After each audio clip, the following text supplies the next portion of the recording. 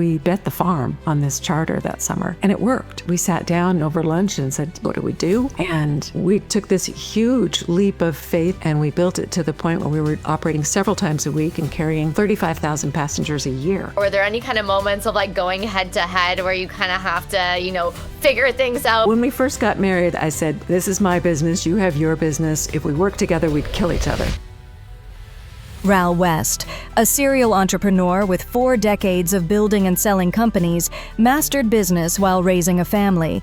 Now she shares her 6 secrets to business success to help founders escape overwhelm and live their dream life. We bought little cruise ships, and we found a cruise operator who would run them for us. So we leveraged our assets and let somebody else run them, and then we just got paid. Well, what's one lesson you learned the hard way but still cherish? Oh gosh, there are so many, but okay, one. Welcome back to another episode of Built for This, Stories of a Maverick, the podcast where we explore moments, mindsets, and moves that shape extraordinary leaders and change makers. I'm your host, Jenna, and today I'm honored to introduce someone whose entrepreneurial journey spans more than 4 decades and who has mastered the art of designing businesses that serve life, not consume it. Ral West is a systems expert, serial entrepreneur, and the founder of Livin the Dream, a coaching practice built on her 6 essential secrets to business success. Over the years, she has launched and scaled multiple ventures, including a highly successful tourism company that was acquired by Alaska Airlines, built real estate empires, all while crafting a life rich of freedom, joy, and intentional design. Now she teaches entrepreneurs how to move from overwhelm to flow, run businesses that work without them, and craft lives that they truly love. Today's conversation is all about founding with foresight, scaling with ease, and living with purpose on your own terms. Welcome. Thank you, Jenna. That was a lovely introduction. Thank you. I always like to be the hype girl for everybody else, and I always feel like it's easy to highlight somebody's success when it's not you talking about it. I'm going to have to grab that from the transcript. I love it. I love it. Well, I'm excited to dig in with you today. I would love to kind of start sort of from the beginning. I'd love to understand a little bit who you are, what were sort of the, origins of kind of, growing up, and sort of how you got into this entrepreneurial world. I started in Seattle. That's where I was born. Amazing. And I was born into a tourism entrepreneurial family. My father is credited for being the father of Alaska tourism.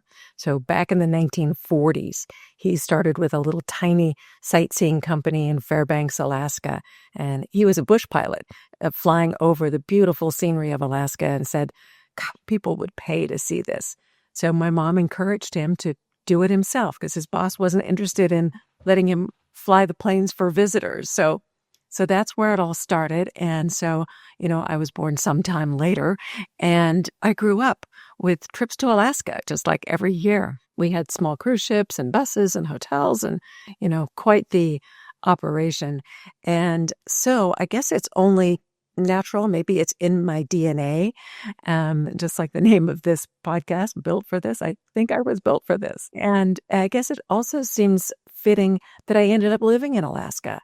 I was in my mid-20s when I got a job offer to be the director of marketing for a small tour company in Ketchikan, Alaska, which is the city that's the furthest south on the Panhandle. And so I don't really want to do this, but I have to see what this is about and take this adventure opportunity. So I did. And after about a year there, I went, I think I should be working for myself. I always wanted to change the way they were running the business. I'm thinking, they don't really want this from an employee. So I need to just be my own boss. So I moved north to Anchorage, Alaska, the big city in Alaska. And that was in 1981. And I hung out my shingle, a solopreneur, as a little marketing company specializing in tourism, of course. And it was there that I met my husband. He had a little tiny office across the hall from my tiny office. He was an entrepreneur, but his background was real estate. And my first clients were companies in Hawaii that, Alaskans love going to Hawaii. So that was natural for me to seek Hawaii tour companies and say, I'm going to represent you in Alaska and sell your products to Alaskans. So I had to go to Hawaii to check out the products so that I knew what I was selling. Of course. I mean, that's a tough sell. Like, I have to go. Otherwise, how can I explain? It was work, but they were free trips. And this guy across the hall, his name is John, and he said, I want to go to Hawaii for free. How do I get in on this? Yeah. So he just kept picking my brain. And finally I said, this is what I do for a living. You can't just keep getting this advice for free. And he said, okay, I'll take you to dinner. So we still kind of argue about whether or not that was our first date. But about, 8 months later, we were married. Yeah, I think he kicked off on the right foot, He was trying to just always be the plus one, but made it official. So anyway, I was, in on that business from the beginning, but I was still working my own business. And his business was growing. I taught him how to package he was representing Alaskans who owned condos in Hawaii, and he was renting them as the rental agent. I said, yeah, but you need to package it with the rental cars and the inner island air and some tour activities and so forth. And so he learned how to do that. And the company grew, but he was lacking the segment to get people from Alaska to Hawaii. So I taught him about how to go to the scheduled air carriers and, negotiate to buy seats from them, which he did. And then one day, all those scheduled carriers pulled out of the market. And so he had no way to get the passengers to Hawaii. And by this time, I was a little more fully invested in his business as well. So we sat down over lunch and said, should we just close the doors? What do we do? Yeah. And we said, no, Alaskans really need Hawaii. And they need this fast way to get to Hawaii, because if you don't fly nonstop from Anchorage to Honolulu, which is only 5.5 hours, you have to go through the West Coast, which adds several more hours to the trip and cost. So we said, okay, we have to find a way. So John heard of a plane that was doing charters to Japan from Anchorage throughout the summer. And when it was not flying to Japan, it was sitting and it wasn't being used. So he went to that airline and said, I can use that plane. I can use it to fly people between Hawaii and Alaska. And the plane actually was deadheading back to Honolulu after its Japan flight. So it's like no passengers. John said, I can fill that plane with passengers and you can make some money on that. Yeah. So he convinced them, and we took this huge leap of faith and a risk based on data, because I had figured out that we had carried that many passengers in previous summers, so we could do this. And we bet the farm on this charter that summer, and it worked. So after that, the rest is history. We kept chartering bigger and bigger jets and more frequency, and we built it to the point where we were operating several times a week and carrying 35,000 passengers a year between Alaska and Hawaii. So by that time, I was like, okay, I'm going to put my little business to sleep over here. I think we have something getting a little more traction that we need to focus on. Yeah. And he'd bet our farm on this business. So yeah, I was fully invested. And I'm curious, lots of people, for them, working with their significant other is like absolutely never going to happen. There's too much tension. And so I'm curious, maybe was it values? Was it like a complementary kind of traits that you both had that you kind of realized really quickly, oh, we're going to work really well together? Or were there any kind of moments of like going head to head where you kind of have to, figure things out, or like, I don't think you're right, I'm right. And, how to sort of separate kind of growing a business, but also being in a partnership at the same time from a personal perspective? Yeah, well, all of the above. Yes, well, when we first got married, I said, we're not working together. This is my business. You have your business. If we work together, we'd kill each other. And so I kind of stayed on that platform. But he's a very, very good salesman. And he kind of wore me down. And like part of his wedding vows to me was, you're my love, my partner, and, mother of my children, all this stuff. And it's like, okay, well, we'll see about that. But he finally did wear me down. And so, about the time that we started chartering planes, I was ready to say, okay, yeah, we'll work together. But as you said, we had to sort of carve out our unique lanes in the business. We had a lot of traits in common, but we also complement each other. So we created a really nice synergy. So, he would come up with the big ideas, and he was a fabulous negotiator and a fabulous salesperson. But I was the one that kind of made everything hum and, make it run smoothly. And I'm the human resources person, the team builder, all of that. So it worked quite well. And yes, there were times when we butted heads. And yeah, sometimes he won, sometimes I did, but most of the time we were able to keep those squabbles in private. Not always, but Sometimes there's things you just can't hide when you really would try to do your best in those moments. Yeah. Yeah. And when did the kind of shift, evolution of sort of maybe even your mindset of looking at it from, being a hands-on operator of, like you said, he's vision, you're the executor, and that works until kind of you have to look at, okay, now how do we architect scalable systems so that I'm not the one executing on everything? And maybe, we're looking at vision rather than what kind of, the day-to-day looks like. What sort of kind of prompted that, evolution? I had to learn what a scalable system was. First of all, I had no idea back then. Yeah. I mean, I tell the story that, back when I was running my business and helping him with his and everything, and we had a baby, and I brought the baby to the office, and I'd be nursing the baby at my desk, meeting with my staff, and baby was bouncing up and down in the doorway in the little Johnny jump up thing, and oh my God, it was so. What really prompted the need to learn what this thing called scalable systems is the fact that we were wearing ourselves out. I mean, we really had our fingers in every corner of that business. And I mean, my husband would change light bulbs and sweep the sidewalk in front of the office. I mean, it was just everything.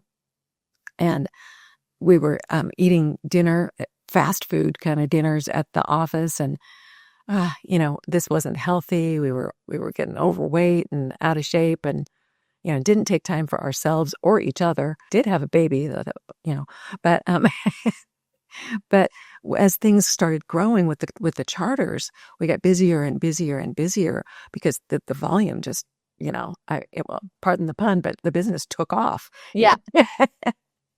And so there really wasn't a choice. We had to learn how to build this team because we couldn't do it all ourselves. I mean, we had to have people taking reservations and, monitoring all the, operations of the flights. I mean, we didn't operate the planes ourselves, but we had to manage the inventory and work with the air carrier and so on and so forth. And there just weren't enough hours in the day for us to do it all ourselves. So I, about that time, also decided I'm going to go back to college. I had been a college dropout. And so I thought, okay, this is a good thing for me right now. And I don't have my own business, so I've got the time, right? I've got plenty of time to go to college. Yeah, why not? So I was taking classes at night, and then I'd come to the office the next day and say, okay, team, this is what we're going to do next. And they were just, oh no, what's she going to make us do? But I just learned so much that my field was organizational management. That's what the degree was in. And, it was just, such an eye-opener because I learned about culture and about systems. And in there somewhere, our mentor, we had started taking classes from Robert Kiyosaki when he came to Anchorage. And he is the one who eventually wrote Rich Dad, Poor Dad, but he hadn't written that then. So we had lunch with him on the Big Island one day, and he said, okay, there's 2 books that you guys have to get. You have to read these 2. We picked them up that day and read them. One was The E-Myth by Michael Gerber, and the other was The Great Game of Business by Jack Stack. And I've heard several other people say, yeah, those are my favorite books too. Yeah, those are classic, like I'll call it the classic business book collection part of it. Yeah. So along with Rich Dad, Poor Dad. So Michael Gerber, of course, taught about creating the systems and how to duplicate processes so that anybody could be taught how to do a particular set of tasks. Like, yeah, this is fantastic. This is what we need. And so we set about, writing the job descriptions and the manuals and spelling things out step by step by step, so that when we brought new hires on, which we were doing all the time, it was an easy transition into our operation to learn our business. Yeah. And then from what I was learning in college, I was learning how to craft a culture that would support the growth of the business in the way that we wanted, what our values were and what our principles were. And so we inculcated that into every aspect of the business. And that just gradually took hold. And I would say from the time that we had our lunch with Robert Kiyosaki till the time that we were able to hire a chief operating officer and a chief financial officer to take over for us, it was 5 years. Yeah. So 5 years of working on the business, setting up the systems, building the team. The great game of business taught us about open book management, where you want to share with your team all the financial, secrets. Right? Open the kimono, And a lot of people went, "Oh gosh, no, don't do that. That's terrible." But no, we're going to give this a try. But our team had a lot of young people in it, a lot of entry-level positions, reservations agents and so forth. They didn't know what a financial statement was. You said P&L, they go, "What?" It's like, okay, I'm going to carry on doing my own thing. Yeah. So we taught them.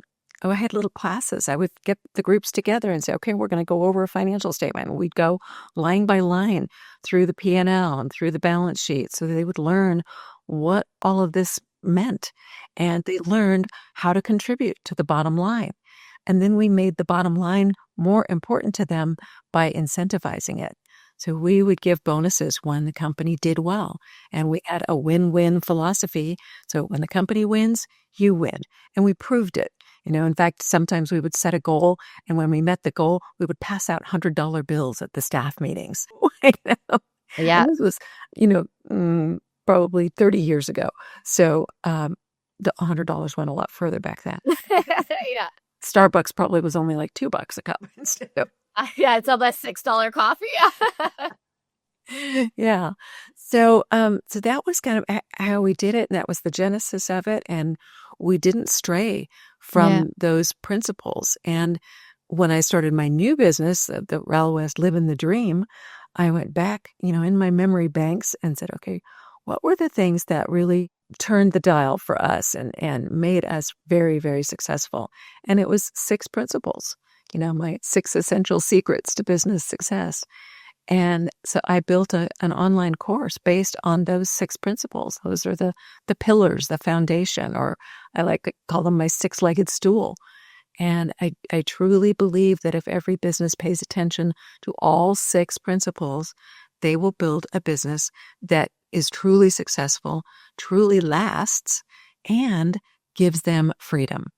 Freedom to have a life, and freedom to have some time to think and grow the business and, envision what the next step might be. Because sometimes when you're in the day-to-day grind, you don't have time to think. You're just And that doing. kind of brings me to a question I was curious about, because, when you're talking about 5 years of, being really disciplined in terms of committing to the plan and what you want to input and, trying some things that at that time felt risky to let employees in on and teach them those things. I'm curious because generally now I will say the pushback is that's too long. We have to move it faster. And so how do we, that again, and I think it's always this interesting tension between discipline and consistency before faster, it's got to go faster. And so I'm curious, as you started to look back and then develop these principles and kind of go back to your time, I'm wondering if that tension was really present for you at that time when you were being really disciplined, if it was kind of that active almost fight between that push and pull, or it flowed in a way that made it a lot more, I'll call it natural in terms of the evolution of the business. Oh, I'm sure there was some impatience at the time.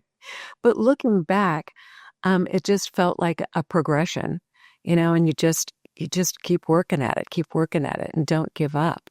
I mean, there was a lot of learning along the way, and trial and error. So you make mistakes, for sure. So I'd say that the key, though, I totally agree with you that most people would want it to happen much faster, which is one of the reasons why I started this business. Is that I just got motivated. Well, actually, my daughters gave me a little nudge and said, Mom, you need to teach people because everybody sees you live in the dream and they want to do it too, but they don't know how. Well, why don't you teach them, what you do? I don't need another business. But then I thought, this is my passion. I love business. If there's a cocktail party, I'm not the one that's in the corner talking about recipes or anything. I'm in the huddle about business. I just love it. Yeah, no, I can feel the passion. And definitely you can see how his rip cascades into everything. And so in terms of, you mentioned you got a little nudge of, take this and do it. Was it before or kind of after that you sold the business that you were like, okay, this is sort of my second mountain? Oh, much later. Okay. We sold the business in 2008. Okay. And instead of retiring like everybody thought we would, and we could have, Yep. but no. So we I'd started be another. bored. What would I do? Yeah. So we started another business, and that one involved cruise ships. And we found a cruise operator who would run them for us. And so we leased the cruise ships to the cruise operator. And that was using one of my principles, which is leverage. We didn't want to have to do the doingness of running the ships ourselves. So we leveraged our assets, which were the ships, and let somebody else run them. And then we just got paid every month. Talk about total leverage. So that was one of the secrets to the way we do business now is like we get into businesses that have the opportunity to be more passive. We don't have to be as hands-on because the businesses are like easier, like real estate and the cruise ship business. But, the cruise ship business only lasted about 10 or 12 years because COVID came along.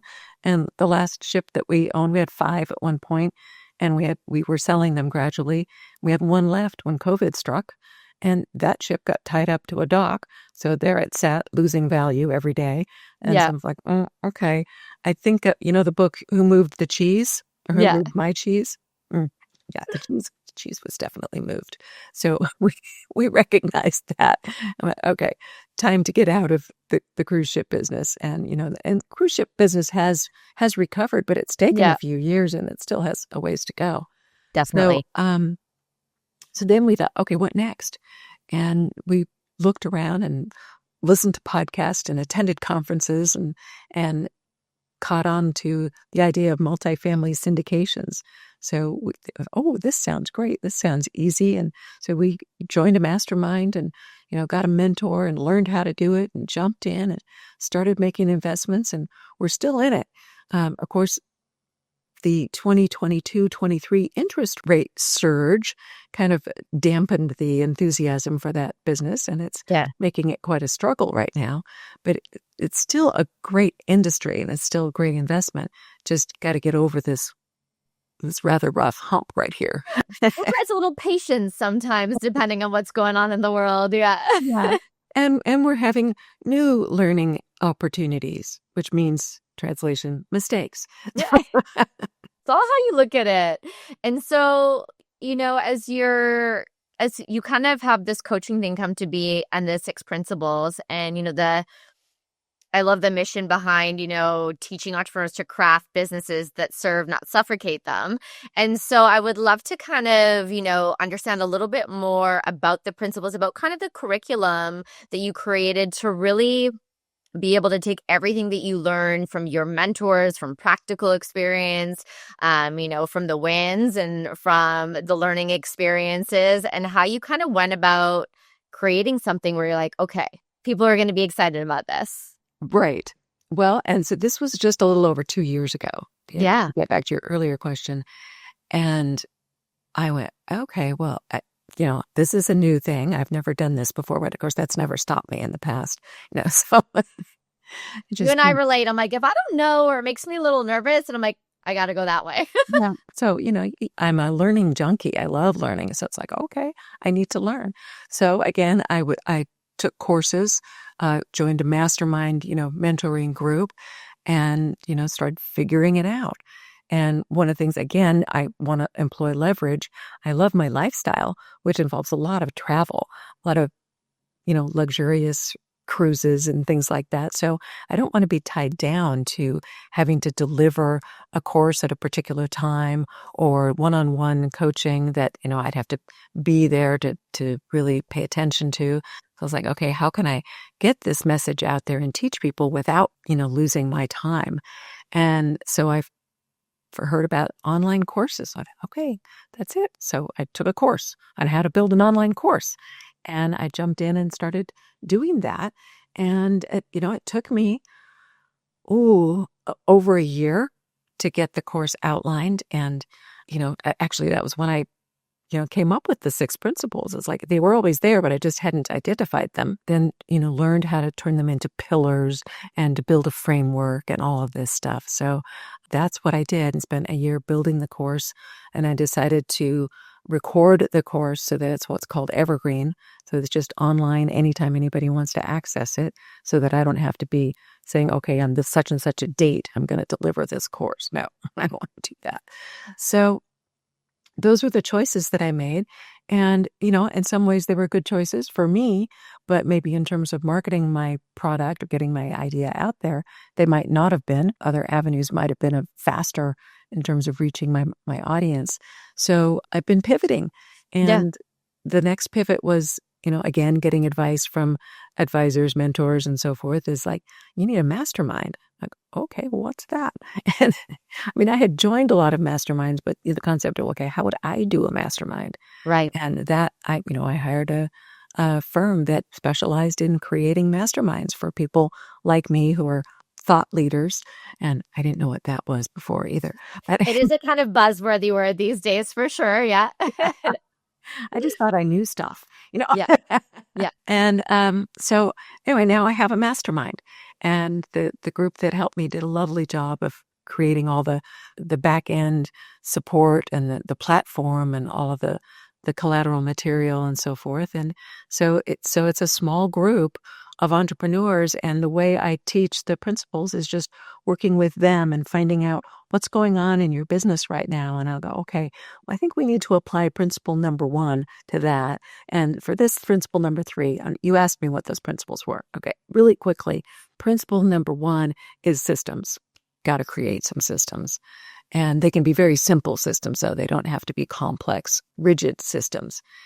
And the next one is to measure and track your data and know how you're doing in all areas, not just your revenue and your profits, but, where are the leads coming from? How many are you getting, and what's converting and what's not converting? How are your customers feeling about your company and your product? All of these data points that you need to pay attention to. And the third is leverage, which I've mentioned. Got to use leverage somehow. Maybe it's creating the systems, or maybe it's, getting an assistant, delegating to people, getting more education. Education is a fantastic form of leverage. Getting a mentor, a coach. You have many different ways to employ leverage. And then the fourth one is your culture. How do you want your business to be known, and how do you want to convey your principles and your values to your team, as well as to your customers and to the outside world, your vendors too, and your community? What kind of a community member do you want to be? And so that's the culture piece. And then it's team. How do you build your team? And how do you empower your team? And, I already mentioned things like teaching our team. That's one way to do it.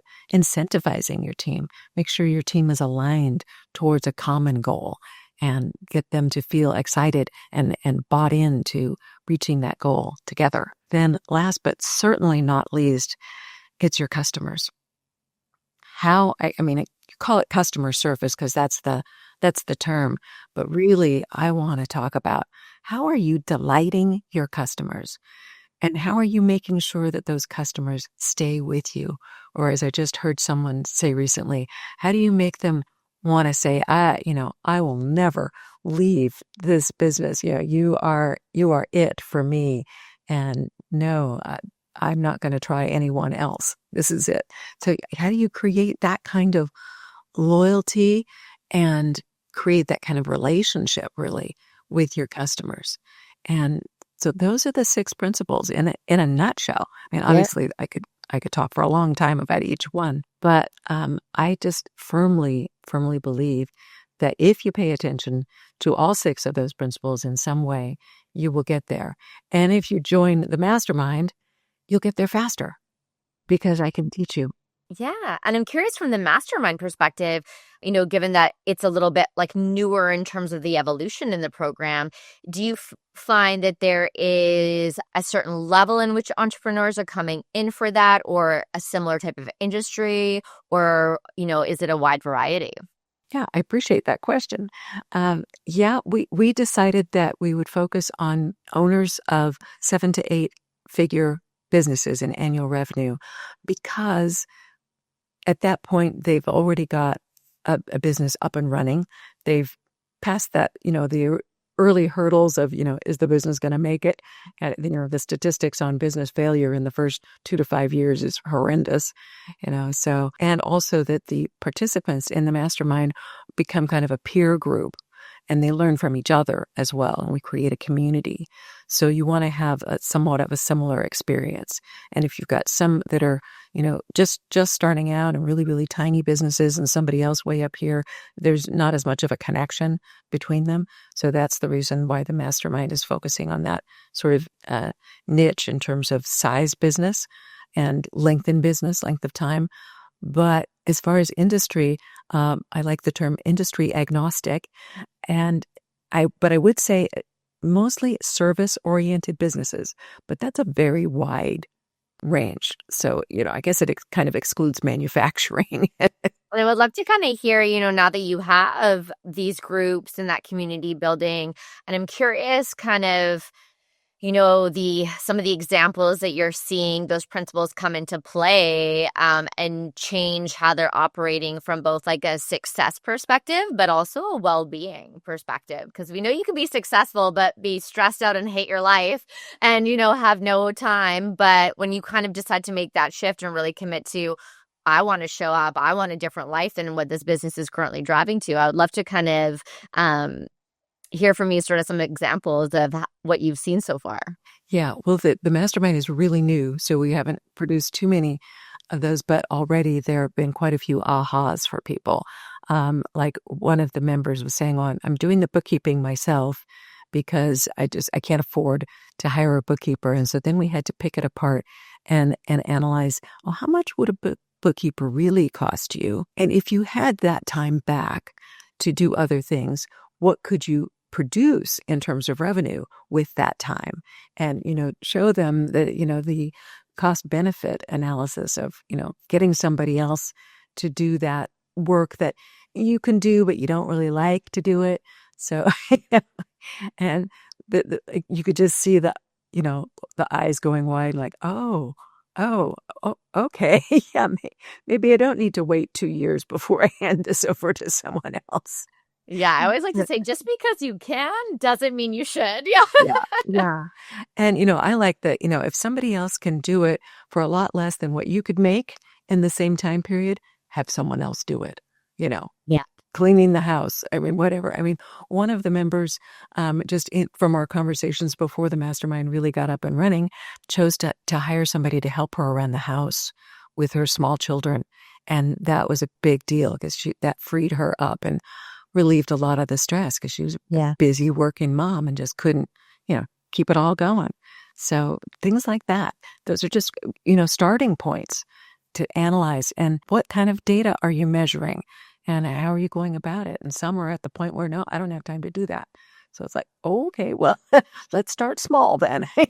And is there some like tools or kind of platforms or, I'll call it tricks and tips that you sort of kind of suggest people start implementing or using as a way? Because a lot of people get stuck. They'll know their like as you mentioned, they'll know how much revenue they're making, but maybe not necessarily the other areas where they can get a little bit more nimble or really understand that analysis perspective, like you mentioned. So I'm curious if there's kind of any of your kind of go-to systems or, platforms for them to start getting a better handle on like what's really happening for them. Well, there are many, and it's a very customized process because Yeah. each business is different and each person is different.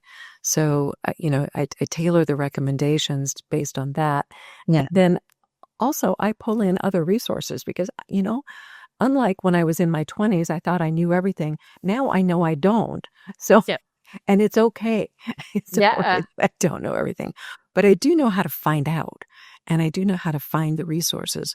So one of the things that we're doing for our mastermind is creating a resource library. So anybody who joins the mastermind has access to basically a database of providers and videos and uh, PDFs, ebooks even Yeah. about many different subjects because there are so many ways that you can employ these principles. So in fact, one of the things I'm going to be doing is bringing in a doctor of data analysis to do a presentation for the mastermind to help them understand what data they need to measure, how to go about it, and then how to analyze it once they get the data. So that is not something that's in really, I mean, I know that it's important, but I don't have a doctorate in it. I can't do that. And, with each business, it's different data. I mean, everybody's got revenue and profit that they want to measure, but in terms of, how are you going about your marketing and, where are your clients and how are you reaching them? It's a different methodology. But to give you one maybe common tool that I would recommend is have something that just helps you keep track of all your tasks and your projects. Yeah. And so what I've been using for over 10 years, and I recommend it, but it's one of dozens just like it. I use a thing called OmniFocus, an app, and it synchronizes between all of my platforms, all my devices. I have like 4 devices. So it's important that they sync. Yeah. And I can look at it on my phone, my iPad, my desktop, my laptop, whatever. But that keeps everything in one place for me. All of my appointments, all of my projects, the steps for the projects, all of the follow-up, because that's one of the important things in delegating is that you have to be able to follow up.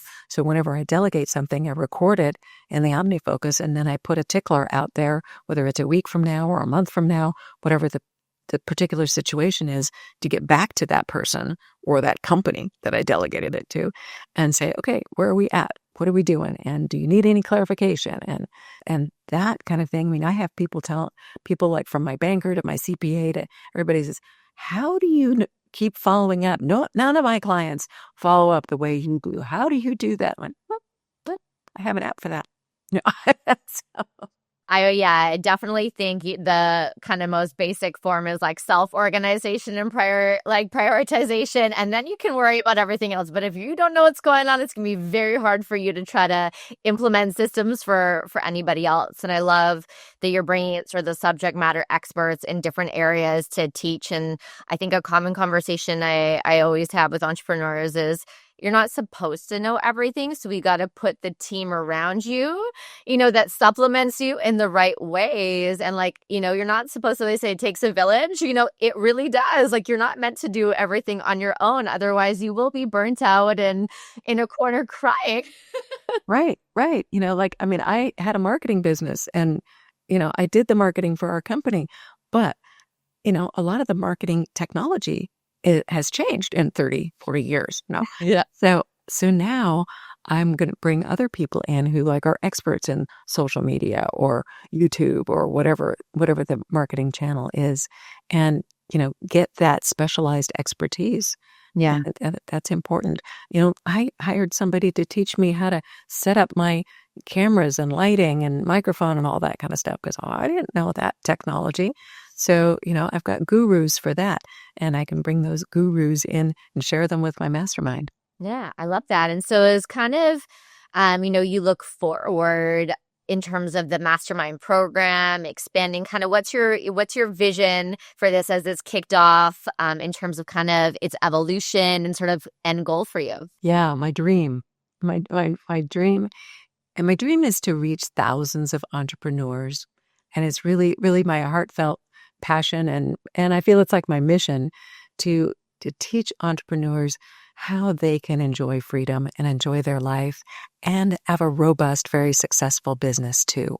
And I just want them to maximize their enjoyment of their own lives.